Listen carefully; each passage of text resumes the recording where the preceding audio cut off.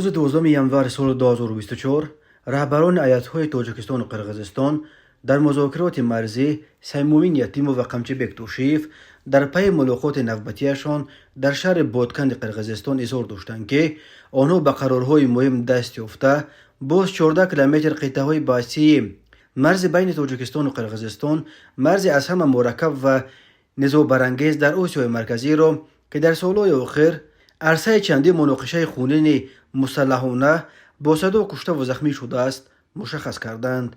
یتیموف در پی ملاقاتش با توشیف گفت ما مسائل اساسی اصولی را بررسی کردیم. چند نقطه حیاتا مهم در بین بود. این وابسته به سمت‌های قلندو، مقصد، ارقه، خست ورز است. پیرامون این مسئله ها ما به توافق اصولی نویل شدیم. ما پروتکل را تیار کردیم. همه جانب‌ها پوره راضی اند. ما قدم خیلی بزرگ به سوی پیش می‌گذاریم. قمچبک توشیف نیز از رسیدن به توافق اصولی در برخی قطعه‌های مرز خبر داد و گفت از جمله در مسئله دهه مقصد این 15 کیلومتر طول مرزی است. ما به توافق اصولی نویل شدیم و گروه‌های کاری باید اکنون این قطعه‌ها را علامت گذاری کنند.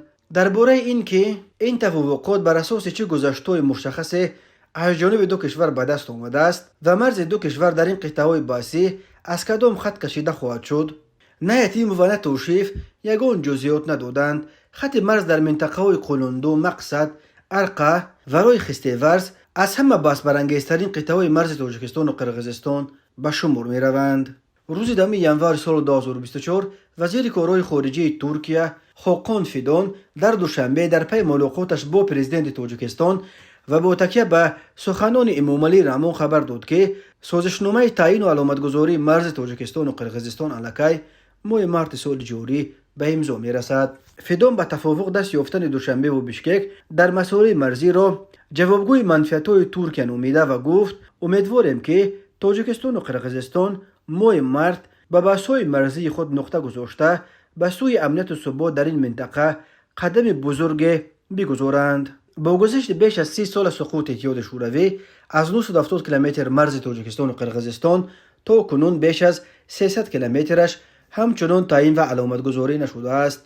در قطعه‌های باسی که اساساً در مرز تاجیکستان و قرقیزستان جایگیر شدند، هر سر چند وقت بر سر آب و زمین و چراگاه و راه مناقشه و رخ می‌دهند.